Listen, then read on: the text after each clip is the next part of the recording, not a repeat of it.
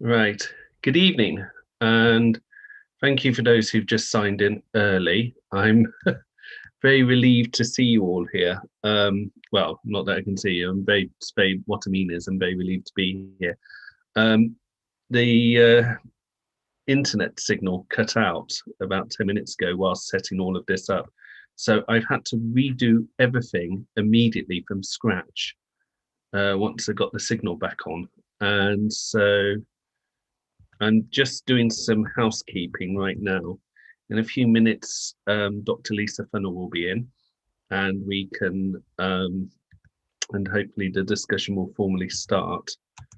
You'll probably see on my YouTube page a photo of Sean Connery with a link to the discussion. Well, to ignore them, it was lost when internet the internet link was cut, and I had a difficult time trying to sort it out. If you just bear with me, as I said, I am at this moment doing some housekeeping, and it's got a few minutes to. God, look a mess. I was literally dashing around. God, how can Roger Moore do far worse than what I'm doing, and yet somehow not have a hair out of place? That's what having stuntman and hairspray does for you, I suppose. But yeah, I've been left shaken but not stirred.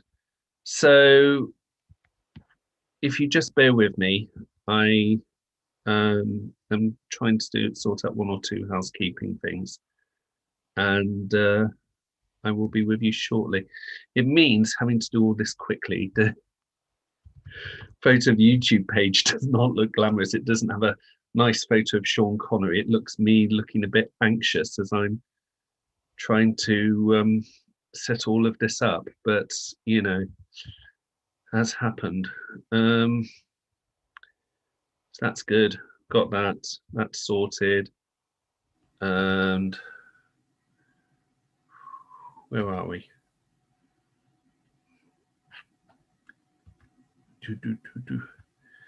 That's it. And I deliberately put the volume off there.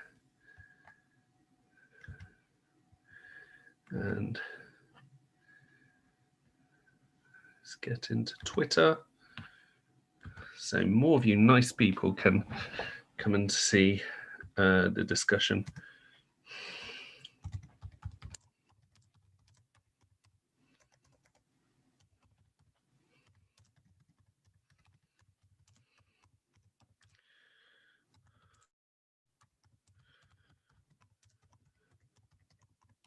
And Lisa has entered the waiting room. Hang on in there, Lisa. If you're watching me now, I will be with you very quickly. I've literally been running around. Here's direct YouTube link in the live stream discussion about.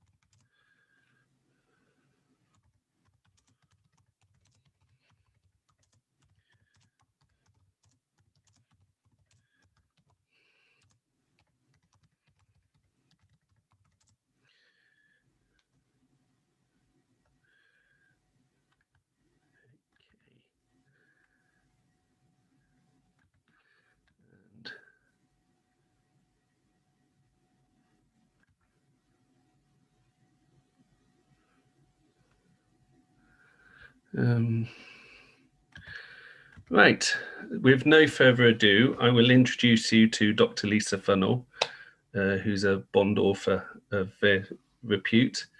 Usually looks at the dynamics and the sexual politics you sometimes see in the Bond movies and books. So without further ado, here she is. And hello. Hello. Hello. Hi. Hi. Sorry, I'm a bit to paraphrase Bond, I'm a bit shaken but not stirred. I was all set to go about 15 minutes ago, and the internet connection got lost. So I had to Naturally. literally dash downstairs, restart everything, go up, start a whole new YouTube feed and everything. So No worries. it's It's technology. it is, but it always happens where at the very last minute, which you know you can easily quite do without. So yes, without further ado, for those of you who I did a very brief description of you before signing you in. Okay. Those who don't know much about you, could you just describe yourself briefly in connection with the world of James Bond? Sure. Yeah. Do you want me to do that now or when we Well, get that in would be good. But it? Dr. Lisa Funnell, associate professor at the University of Oklahoma. I study many things. I study action films for a living, but I'm best known for my work on James Bond. I've written a book with Klaus Dodds called The Geographies, Genders, and Geopolitics of James Bond. I've edited a book called For His Eyes Only, The Women of James Bond. I have 2 new book projects about James Bond that I'm just about to start. So I'm busy in the world of Bond, scholarly world of Bond. So it's, with all that in mind, it's not been one of our best years in the world of Bond, has it really? It's No. no. So with that, I mean, a lot of us talk about No Time to Die and the fact that No Time to Die is being delayed constantly. Yeah. Not, it's a living nightmare. There've been jokes about Daniel Craig going to the premiere on the Zimmer frame and everything else. And, where we go with Bond once it is released. But what not many people have mentioned, although everyone has been aware of that, it's also been an unprecedented sad year in the fact that we've lost 4 well-known actors in the Bond franchise. Normally we might lose possibly even 2 in one year, but 4 in one whole year. I mean, they were all very elderly. They were all, led good lives. It wasn't like it was unexpected, and they all died after a period of illness. Yeah. But it's, do you have any thoughts about, say, for instance, some of the ones about the 4 who have left us, which I'm thinking, of course, of Honor Blackman, Diana Rigg, Michael Lonsdale, and Sean Connery?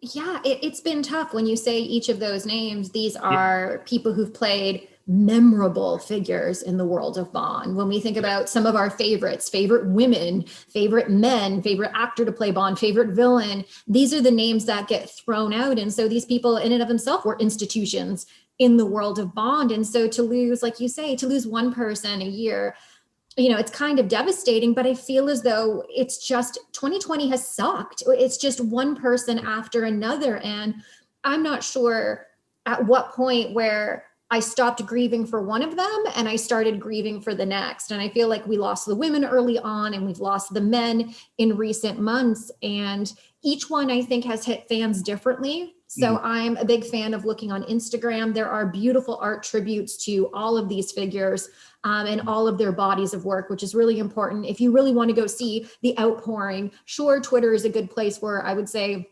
messages, written messages, but Instagram is really the place where I've seen just the outpouring of artwork and fan culture.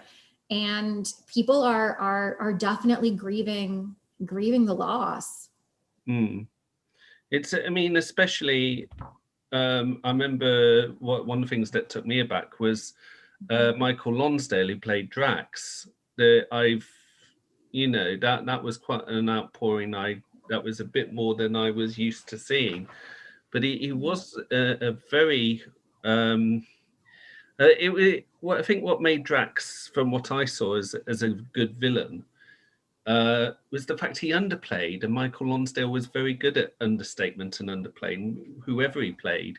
He was one of those actors who seemed to do as little as possible, and the less he did, the more he got noticed. And do you think that was what made him such a memorable villain in Drax, or do you think that there were other factors involved? Or Yeah, I mean, I was thinking about this today, and I was thinking about the memorable villains, and oftentimes they're over the top. So you have someone like Zoran, who's over the top, and he's presented as being a psychopath. You know, I remember him just shooting people in the mine Yeah. and getting pleasure out of it. And I think of Elliot Carver over the top. But then when I scale it back and I start thinking of the more subtle performances, it is Hugo Drax that comes to mind. He's presented as a sociopath. And it's the quietness that makes him such a memorable villain. The fact that no matter what you will say to him, no matter how you try to appeal to his emotions, he's not going to move. He's not going to feel anything. He's going to move forward. He always just had that, I don't want to say a creepy calm, a creepy calmness about him, but there was an eerie calmness that he just Yeah. held himself with, like this confidence that he's like, I'm going to destroy all of humankind. We are going to go to the moon. We're going to repopulate. And that was it. And what I find interesting about his image as well, even though the character in the movie is not necessarily given, not a memorable, say, national origin, I sort of connect it to the way he played it up to Drax in the novels. And if you look at the novels, Drax was of German descent. He was a former Nazi. I think he was working for the Soviet Union. He was undercover. But I always had these ideas of a connection, say, to Adolf Hitler. And when I Yeah. watch this movie, in his image, just the way that he looks with the dark hair, he does have a goatee. He doesn't simply just have a mustache. I think that would have been a little bit too much of a representation. But to see him just in his presence, the way he held himself, he does give on those types of airs. And then when you look at his plot to create a new body of humankind and pretty much annihilate everyone else, I see sort of allusions or ties back. And so I do think that through his performance, his understanding of the character, and of course, these other elements that were brought into the play, you combine them together and you get an understated yet sort of like a silent but deadly villain. Like he was one who was going to wipe us all out. And we definitely needed, Bond and Dr. Holly Good had to go in and just try to, circumvent the plan because we all would have been gone. Yeah, I one of the things I also noticed about that underplay was the thing about Drax was he could make you feel nervous. And I always think the best Bond villains always make you feel slightly nervous. Mhm. And yet at the same time, there are moments in the same way, he could almost make you laugh because of the way of I mean, I remember when I was 10 years old and it was the first time I was really getting the humor of play on words. And it was this thing of, see that no harm comes to this person. So it was a phrase in you then. So there's a tradition in there used to be before we had more than just a handful of channels. Christmas Day after the Queen's speech, ITV channel would show a Bond film, usually one of the more recent ones at the time. And when I was 10, Christmas Day, Moonraker after the Queen's speech. And I just remember it was the first time I saw it all the way through. And that bit where I found myself laughing, where Drax just says, monotone, Chang, look after Mr. Bond. See that some harm comes to him. It just, the sheer play on, words without missing a beat was quite something. But he had that way, didn't he, of making you almost laugh, but at the same time nervous at the same time. Yeah, and it's interesting because sometimes when we're nervous, we laugh, right? I think that it really does tap into that. Like that's just how we react. We're like, oh goodness, and yet you're like, wait, if I actually like look at the root of what is causing me to laugh, it's actually pretty eerie. And I think he's a figure where he at once kind of puts you at ease, but at the same time puts you off. And he managed to do it at the same time. So you never truly knew what to think or what to feel. And I think that is a testament to a really great villain, right? Where he's affecting you consistently, but you can't control it. You're like, why am I feeling this way? Why do I feel, goosebumps on my body? Why am I laughing when I should be crying? Like, what's going on here? And he had that ability to just provoke, if not evoke, such emotions in his viewers. And again, doing it in a subtle way. Like it's very understated. And I don't know, I think that there's something to be said about subtlety and I think that is a testament to his acting ability, just understanding what every moment looks like, what every movement, whatever he, when he uses his eyes, uses his body, uses his dialogue, like put it all together, he's somebody who just can embody that role. Oh yes, definitely. Moving on though to Mhm. perhaps to the two Bond women we lost this, and that's something else. We've lost three main Bond women in the space of 12 months, actually, Yeah. if you include Claudine Auger this time last year. Yeah. In the Connor Blackman and Diana Rigg, who are already famous in the UK before they were Hmm. in Bond for being in the Avengers. Yep. Would you say they were the first among the first Bond girls who would be seen by audiences as Bond, almost Bond's equal, if not? Or would you have to go a bit further ahead in the time stream to? Yeah, that's a really good question. And I think that Yeah. would probably differ based on people's perceptions. But I Mm. always viewed Pussy Galore as being Bond's equal on screen. She was somebody who was a capable pilot. She was somebody who commanded her own battalion of women. Mm. And she's somebody who definitely put him on his heels throughout the entire movie. And the one thing that I really love about her is the fact that she wears a lot of pants.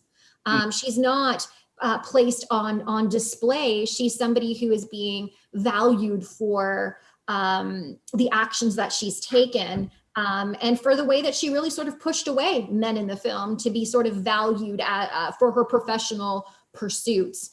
And I think that is something that is quite remarkable for women of the time. And then when I look at Diana Rigg, to me, On Her Majesty's Secret Service is Diana Rigg's film. I mean, at the end of the day, the camera lingers on her for a reason. She reminds me a lot of the comments that I gave about like Michael Lonsdale. Every action, the way that she utilizes her body takes up space. I believe every second she is on the screen, and that film has a nice hour gap where she's not on screen, and that's when I go get a snack and answer an email and check my phone. But I found that she was somebody who was just she got to you. Of all the actors, with the exception of Sean Connery, I would say I was most impacted by her because she just had a way of making you fall in love with her. And that is an entire movie where I fell in love with Diana Rigg as Tracy Bond. I loved her emotional journey. I saw her grow. I saw her become hopeful. By the end, I saw her save Bond. And when she talked about the idea of having a future, I was with her. And the first time I saw it, when her character died, I was devastated. Literally devastated. Like I just sat there and cried, and I was like, "What am I watching? Like this can't be a Bond film. This can't be her fate." And that's because I fell in love with her just like James Bond did, and I was devastated. I cried more than George Lazenby apparently than he did, but I think he was instructed not to. So I mean, I'll give him that pass. But I was definitely devastated. And so you have two different women bringing two different approaches, but they're coming from the Avengers background, and so they're bringing with them this legacy, if not sort of this what I call it, a CV resume. That's the word. That's the non-academic word. They're bringing with them a resume of action and acting abilities, and you put them up on screen, and you can't help but just sit there and watch them and be like, these women have got it. I mean, I always get, no matter how many times I see On Her Majesty's Secret Service, you've got to. Excuse me for 10 seconds. I've literally got a text from my wife saying I've left my iPad in the study. So I'm just.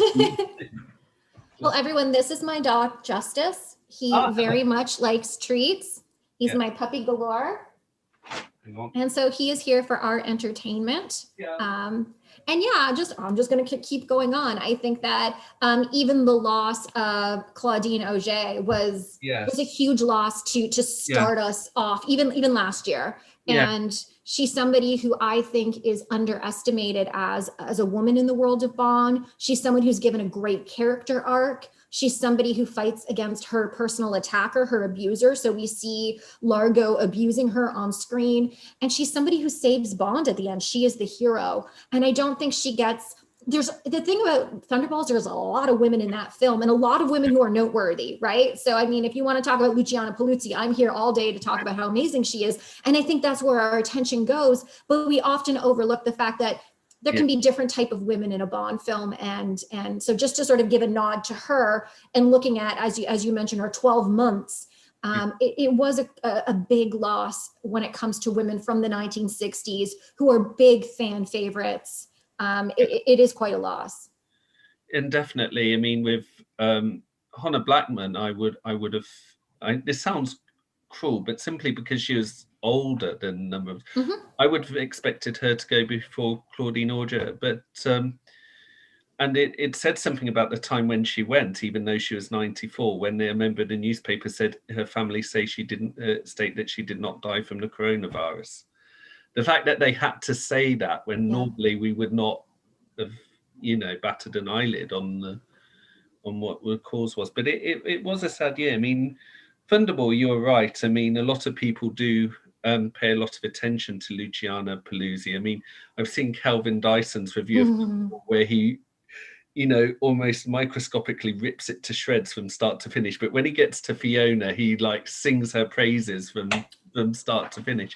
So it's easy to forget some of the other characters. And I mean, Dominique is a Bond girl who I think is she's very self-contained, and she knows herself. She knows, where she is, what she wants, etc. And you don't, it's she seems more of it than, say, perhaps the Bond girls of some of them in the early 70s, where they do seem to be like bimbos. I hate They lack, I would probably say, they were not yeah, given the yeah, same character arc. They really yeah, weren't given the ability to develop and, like you say, self-actualize, like, to know where you are at the beginning, to have, circumstances to change you and to come out on the other end. And I think that in truth, that takes away in many ways from the films for me, where I'm just like, but having fully fleshed out women, I think that makes Bond films better. That's why people like, Vesper Lind, and they like, Tracy DiVincenzo, because these women are like full-fledged characters. So yeah, I mean, I think that there's a deficit in terms of the some of the scripts and the depiction of women. definitely. I mean, with going back to Diana Rigg and how Mhm. she played Tracy, I mean, some of what you touched on. I mean, or I was going to say just before, but no matter how many times I see on Her Majesty's Secret Service, the line that always gives me chills every time I hear it is literally almost the last thing Tracy says when you've given me the best thing I can hope for a future. And literally less than 1 minute away, Yep. it's all over. And I think it does say, I think if a lesser actress had been in that role, George Lay, it would have foundered a bit. I mean, it's George Lazenby was, I mean, in many ways, I'm of the view of George Lazenby. If he had been guided a bit better, if he had have done a few more, he could have ended up being a better actor in a better Bond, because there are some scenes where he does very well, but you do wonder how he was just put in such He a convinced them, and I think it's one of those things where I see it in two ways. On the one hand, he just lacked acting experience. He had never done it before, and so to put him in such a memorable role, to pick up the mantle and maybe try to create and shape something different in a very different type of Bond film, yeah. like that's a lot to throw at the new guy. But at the same time, had he been a stronger actor, I don't know if we would have had Diana Rigg cast, and I don't think Diana Rigg would have shone as much as she did. I mean, that film also has my favorite Blofeld. Like, I love watching the two of them doing their scenes together and seeing, Bond trying to keep up. And I don't know how the film would have come across. I don't know if Sean Connery being in that role would have worked. I've heard a lot of fans say like they want to see how it would have worked. I don't know if it would have worked for me, but yeah, I'm that's a tough one because it's in the what if territory, and we can only sort of go by what we have. So, do you feel? I mean, lots of people say, "What if Sean Connery is in on Her Majesty's Secret Service?" I'm unusual. I tend to always think, "What if Roger Moore had started 2 films earlier?" I mean, I do I wonder. love Roger Moore, so you're So, talking to me. I'm good. because I actually think, I mean, I could easily see him in Diamonds Are Forever because of the way it was written. I think they were Yeah. heading towards more in it.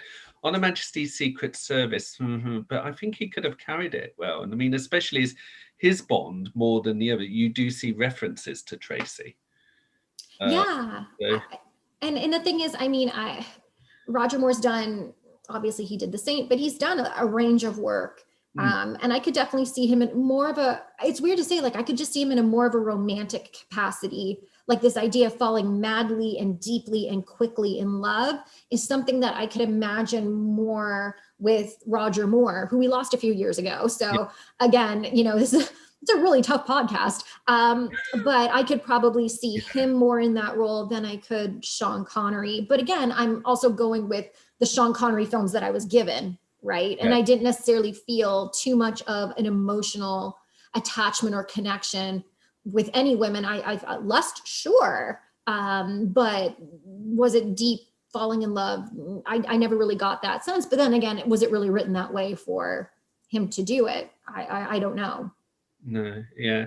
I mean, we get moving, of course, then that leads to Sean Connery, who, of course, we lost this year. And I was taken back that. And I mean, it's not that I felt any different about Sean Connery, but I felt a lot more, there was more of a sadness I felt when Roger Moore died. I wondered why, because it wasn't like I felt callous or got, but I think what it was Roger Moore was in the public eye and Mm-hmm. well for his age, right to the almost the very last moment. I mean, even when he knew he was terminally ill and he was keeping it quiet, he was, still active on Twitter. And to do that, I think it was a shock to us all. Whereas with Sean Connery, I think there was a sense of a long goodbye. He had not done a film for over a decade, and he'd Mm-hmm. been out of the public eye for a decade. And there's rumors going around that about his health. So it did. I was very saddened when Sean Connery died, but I wasn't all that surprised. I was expecting it. Was ironically Roger Moore, which is surprising when you think about it, given his name. That was a shock. That was a real shock. Yeah, and I think Roger Moore was a shock for me for a bunch of reasons. Number one, he was the first to go. Yeah. And I think the first cut is always the deepest. And I think it was a shock to all of us within the Bond fan community that this franchise and these texts that we know and love and this invincible hero that we've grown to love is actually a mortal being, right? And that, these are people who can pass away on us. Secondly, Roger Moore was my Bond. He's the one that I grew up with, the one that I had the deepest connection with. And so on a personal level, I was definitely taken aback and very saddened by it. And still, when I think about it, very saddened. I think when it comes to Roger Moore in the public life, he was probably one of the best ambassadors for James Bond. He was somebody who was always happy to do interviews, to meet fans. I think he really enjoyed playing the figure, whereas Sean Connery had a bit of a tumultuous relationship with some of the producers, and he didn't fully connect with some of the projects that he was on. And so I think he had a little bit of a different history with the series, whereas Roger Moore was like, I love being Bond, and I'm here to showcase it and be that figure. But with Sean Connery, he was the first. Like, he was the one who brought this character to life. Like, he literally embodied the character physically, the way that he looks. I can't think about James Bond without thinking about Sean Connery, and his interpretation, and every other interpretation since has been in some ways playing off of what he brought to the table. And he, as an actor, wanted to bring more witty one-liners. And so that's why we got it. And he wanted to be physically engaged in the space of physical action. So Bond was physically engaged. And he had a great connection with most of his co-stars. I can't say all because I don't know all the back history, but he's somebody who definitely spent time on set with. There's great pictures with him with all of his co-stars, really connecting with them and building that chemistry. And so he's the first, and I think that's the reason why so many people were so affected. Was, wait a second, like this is the Bond, and in a lot of people's estimations, he's the first, he's the quintessential, he is the James Bond. And what's interesting about him is that beyond Bond, he had a pretty storied career. He wasn't just James Bond, but he was the dad of Indiana Jones, right? Like, he had other memorable roles. My dad loves submarine films. And so, The Hunt for Red October, I remember watching them. And, I've seen Rising Sun and The Rock and all of these more current films where he is aged. And I love, it's weird to say, but I love seeing it when men age in films and that men are still capable and they're still connected and they're still important. And he's somebody who has shown us that at different phases of your life, and in his case, different phases of masculinity, that you still matter and you're still important. And I think a lot of people connected with his career because of that fact.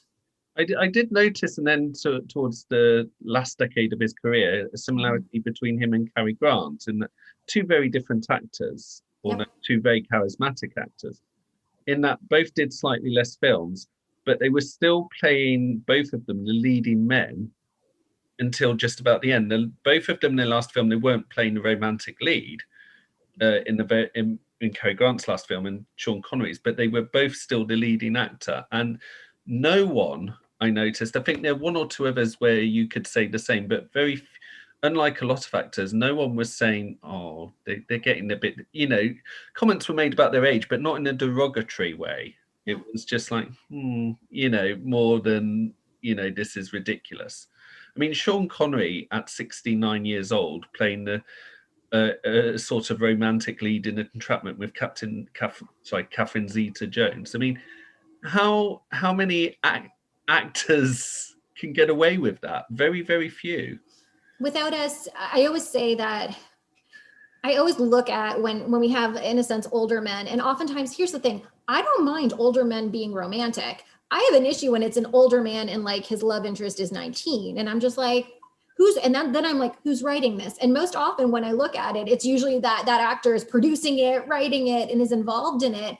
And I think there's something to be said about, and I hate saying the word age appropriate love interest, because love can come in different shapes and forms. Yeah. But we have an industry that basically says that women are not allowed to age and that women are not important as they age. And what is wrong with having a 69-year-old man lusting after a 68-year-old woman? Women are still beautiful and desirable. So as much as I'm sitting here championing, like, I want to see older men in film, I also want to see older women in film, and they have to be coupled or paired together in a way where I'm just like, okay, sure, some relationships there's age gaps, but not every single relationship has that type of age gap. And I'd like to see a little bit more inclusivity and diversity when it comes to women in film, and allowing them to age and get gray hair and do so in a beautiful way. We get better with age. We women, we get, like, I think I'm better than I was when I was 20. So we just continue to get better, and so do men, right? Life experience. Absolutely. And I think I personally think if you're going to do an age gap thing in a relation, in a film, and you want more inclusivity, have a 50-something woman instead of a 20-something man in an action film, and have the 50-something woman in the lead, and then that would be, I think, just as interesting, perhaps, if not more so, than the other way around. But yes, definitely. And don't stereotype her as a cougar. Because again, No. we've got these stereotypes that like women are wrong and weird. And it's like, so wait, we can have it one way, but we can't have it the other way? Like, media, hello. So yeah, I think a little bit of flexibility all around, and just realizing women's sex drives increase over age. So this idea that somehow like women are not sexually engaged when they're 50 and 60, it's like, really, that's not a realistic portrayal. Absolutely. Absolutely. I was going to say something else about Sean Connery, and I've almost completely forgotten. The thing about his films, do you feel that there's, he's the template for Bond, but when you see him as Bond, there seems to be, he and Roger Moore, there seem to be 3-act Bonds, in that Sean Connery in Dr. No and From Russia with Love is a slightly different Bond in Goldfinger and Thunderball, albeit a slightly different Bond in You Only Live Twice, Diamonds Are Forever, and Never Say Never Again. Although in those last 3, he seems to be playing 3 different Bonds. Whereas Roger Moore, it's like the Bond in Live and Let Die and The Golden Gun is different to The Spy Love Me and Moonraker, and edging towards a different Bond by A View to a Kill. Do you think there's something in that, or do you think that there's more of a consistency? No, I see phases. I see Yeah, waves and phases, and there's so many factors that could go into it. So yeah, who's writing these scripts and directing these films, and how are they seeing the evolution of an actor in a role? Because yeah. that's what's happening. It's not just a one and done sort of film.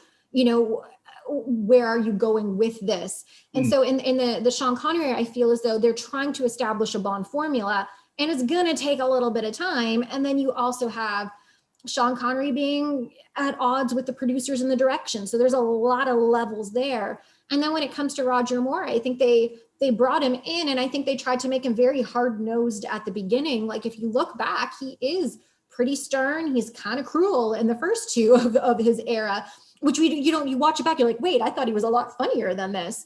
And you definitely see him, I think, easing into himself, right? Easing mm, back into his persona. And then you see him getting older, and this idea that maybe he wasn't physically capable of doing some of the same things. And so he becomes more of a parody of Bond rather than, say, an action comedy-esque type of hero. So I can definitely yeah, see, these waves. And the thing is, it's really difficult because we can't do that with Dalton because we only got two. We can't do it with Lazenby. We only got one. And Pierce Brosnan's tenure, in my opinion, it's very compressed. It's yeah. quite compact.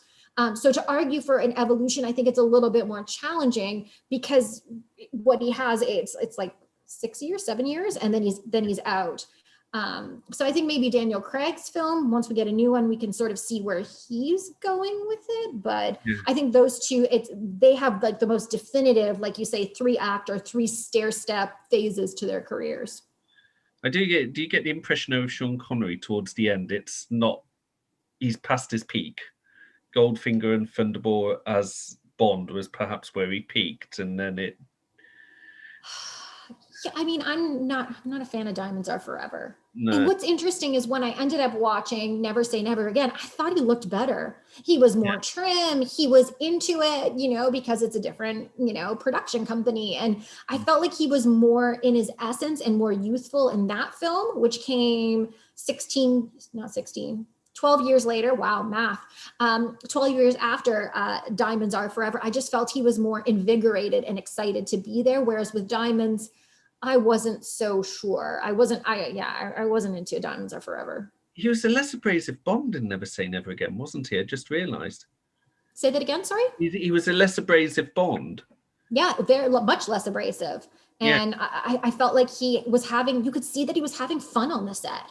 Like yeah, you could tell that he was here's the thing. So as a professor, I can tell you, I can read a paper and I can tell you who's passionate and into their paper and who's not. You can, it's hard. It's just letters. And yet you can feel passion. It comes off the paper. And the same thing has to do with an actor embodying a role. You can tell when they're doing it and you're like, okay, I believe it. But there's a difference between doing it, believing it, and just being like, fulfilled by it. And I felt like his life and his essence more in Never Say Never Again than I actually did in Diamonds Are Forever. And even You Only Live Twice, you can tell like there was a lot of stress and strain with him filming this and having issues and trying to have an exit strategy. Even though there's a lot of cool stuff, like there's a beautiful set at the end. There's a beautiful volcano set. What could go wrong? But you could definitely see. I think his engagement in the last two films. I think there was just other stuff going on. yeah. I get the impression well, you do get it. It's not a case of getting the impression. We kind of know from what was said that in You Only Live Twice and Diamonds Are Forever, he wanted to just do his stuff and then go. And you get more of that in You Only Live Twice, I think. It might have been a number of issues. It might have been doing Bond consistently for 5 years. It might have been he found the shoot in Japan, I understand, very tough Yeah. because he had no privacy whatsoever. But you do see it on the screen. He's literally almost walking through that film. And it's like it's But I think it's something to think about. I mean, he is somebody, again, there have been stars throughout, but mm, you're talking about worldwide fame, mm, being a global star, and the weight of that it's pretty heavy. And we look at even actors today who burn out and who don't want to continue on being, actors and musicians because it's just too much. And he was somebody who was really walking through it at a time where you had this global media attention that few others had ever experienced. And that's a difficult thing to, in a sense, swallow in the moment. And then, of course, channel your character at the same time, like compartmentalizing that. And that's a skill. I don't think I have it, and I'm pretty well adjusted. Right. And so I couldn't even imagine what he was going through and the stress and the strain of it. So I think maybe some grace based on the circumstances, we should probably give him in light of all of that. And he did give a lot to Bond. As you said, he was a template Bond. Connery himself said that Ian Fleming didn't give Bond much humor in his books. I can't say, I'm relying very much on what Ova said. I think I've only read one Bond novel from beginning to end, and that was Dr. No. But he's not funny. No, it's not funny. And there's some parts where you think, you do wonder, with some aspects, whether the books would have continued if it were in fame, if it wasn't for the films. But who knows? But it's, with regards to his whole career, are there any film? You mentioned The Hunt for Red October. You mentioned Indiana Jones. Mm-hmm. Are there any particular films outside of Bond that you think Sean Connery really gave some of his best performances, really excelled, that come to mind? It's hard because my dad is a huge Sean Connery fan, and so he's watched like all of them. And he's like, you should watch these. You should watch these. I just haven't gotten around to watching them. So I don't know his entire body of work. I seem to just be attracted to his more action-oriented films. But I loved him in Indiana Jones. So I was a big fan, really sad at certain parts and then really happy after. But it's just, and you know what's really interesting? I don't really think until more recently, I connected the fact that it was the same actor. You know what I mean? Especially since he has like the white hair and, he's playing less of an action oriented role, more of an emotional character. I don't know when in my mind's eye, I said, that's James Bond, right? Yeah. So maybe that's a testament to him as an actor, but I never fully made that. I don't even remember when I made that connection. It was probably more recently. He did ditch. The thing about Connery is that's something else. Once he stopped playing Bond, he ditched the physical image. Yep. The wigs were worn sparingly. The moustache became pretty much permanent with an occasional beard. It was like he physically changed after he was Bond. He didn't, I think you would have to find, after Diamonds Are Forever, I think Never Say Never Again is the only film Connery did where you see him clean shaven, let alone wearing a wig, which he did sparingly. Yeah, and I think it's something that I think about a lot because, I'm on James Bond and Friends, and Bill Koenig always sort of points out the hair pieces. And I always sit there wondering what kind of pressure must have he been under? Because I have a feeling Sean Connery didn't give two craps about the hair pieces. I think he could have been fine rocking his just normal style if they would have allowed him. But it was this pressure from the outside to say masculinity is a full head of hair, and we need to evoke this type of this type of image. Whereas when he had the flexibility and freedom to present himself as he wanted to outside of the film, he chose not to. And I think that, I think it's become more and more common and more accepted now to understand that hair loss happens, but you can still be attracted. Jason Statham is a really good example of someone who's made a career, embraced his hair loss, shaved it all off, and he's still incredibly attractive. And that doesn't take away from the fact that he can be a badass in his films, right? But it takes a lot of steps for us to get to that point. But I do feel a lot of sympathy for Sean Connery and probably the pressures. And I understand that, as a woman, I feel a lot of pressure from the media all the time about how to look and what I'm supposed to do. But I can't imagine how that must feel, in a sense, for a man in his position with such high visibility and with a lot of external pressure to be presented in a very specific way. Indeed. Would we, looking at the Connery films, where do you think he excelled as Bond particularly? Which films do you think he gave he did his best as Bond? And in fact, what the film, did they connect with the Bond, your favorite Bond films from the Connery era? Because some people would say Connery gave his best as Bond in this film, but their favorite Connery Bond film might be something else, another one entirely. I So don't know. No, I honestly don't. I don't know. I've never thought like the ones where I think he did well, are they my favorite Bond films? You know, there's something about, it's weird to say like Dr. No, but I yeah, do find him to be incredibly charismatic in that film. And even though he's sort of working his way through this character, I don't know, I could just feel his essence and his comfort in his own skin in that film. And then I'm trying to think of From Russia with Love, because that's a film where every time I go back to it, I kind of like it a little bit more. And I'm trying to think of the ways in which he grows it.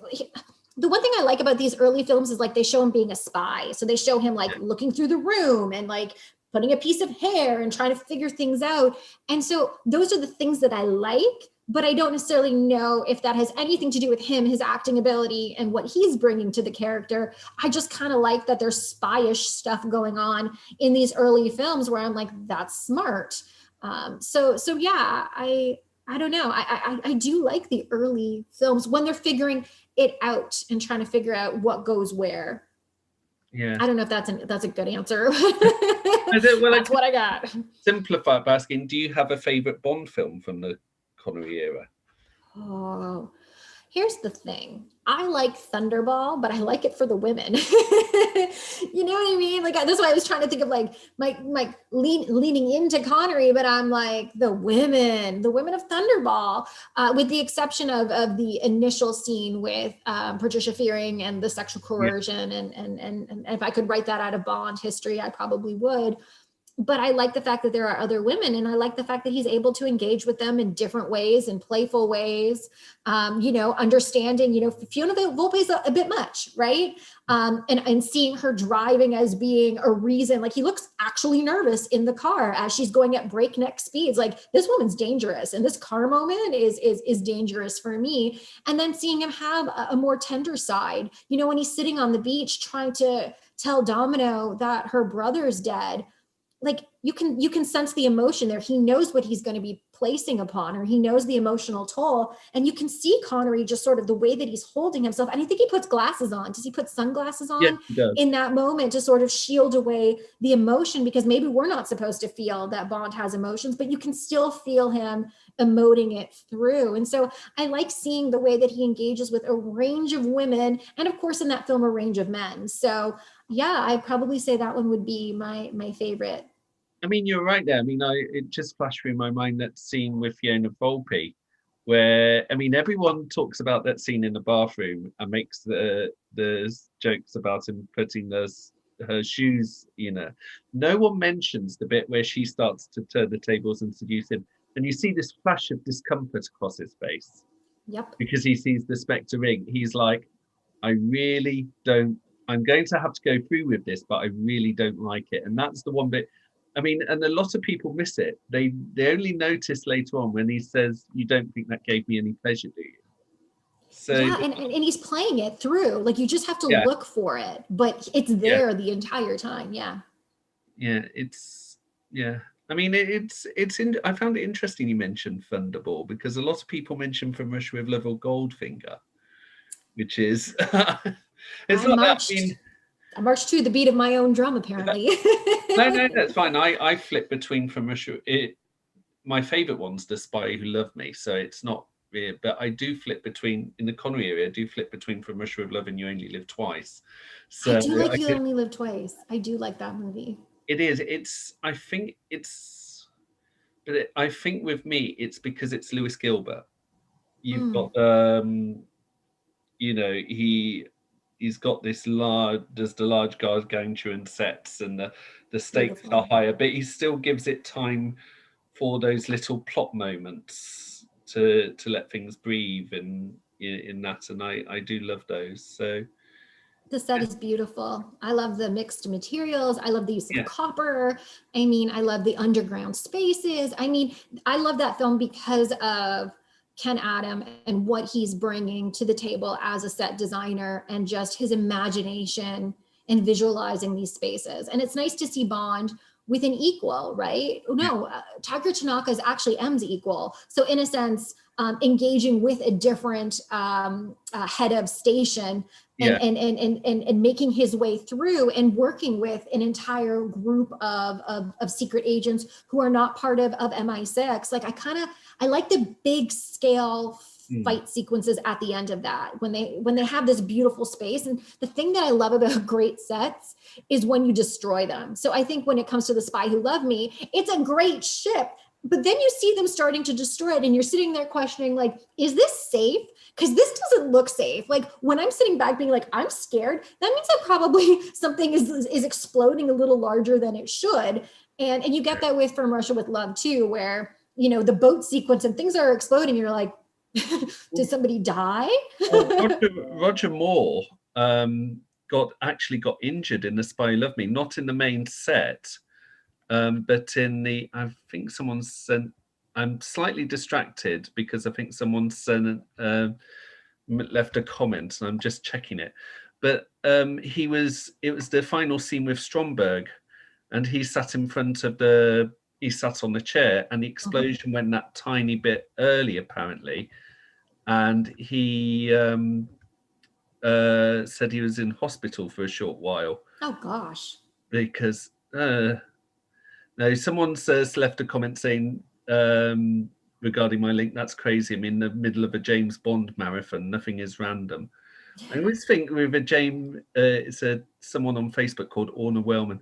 I always think with James Bond marathons are not exactly for the faint-hearted. They are.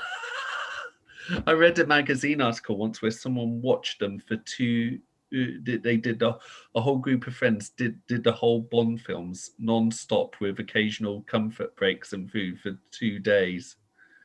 Why put yourself through exactly that? exactly you'd sleep Where's the joy? wouldn't you? Yeah, I think I've only ever done a double bill with friends. I've never done it. Was The Spy Who Loved Me and The Living Daylights, but that was the only, I couldn't do more than 2. Oh no, I mean I've done it when I do research, I need to watch them in like quick succession. And so Yeah. before the Daniel Craig era, I think I could probably get through them in 3 days. Daniel Craig era is just long. The movies are just long. So that's day 4. But I like to be able to, go to the bathroom, get a meal in there. And I don't want to fall asleep. Like, I mean, I definitely, for those of you who have done the 2-day nonstop marathon, and you definitely have my respect, but I don't know, maybe I'm just old. Like I like to sleep. I like to be comfortable, and so, yeah, I think I need to spread my marathon out just a little bit more, or a movie a day, maybe do the 25 days of James Bond, a movie a day, but like pace yourself. Just pace yourself. Well, I mean, plenty of time. The only time I've ever done marathons that are almost like all-nighters are general election nights, which are like 10 p.m. to 4.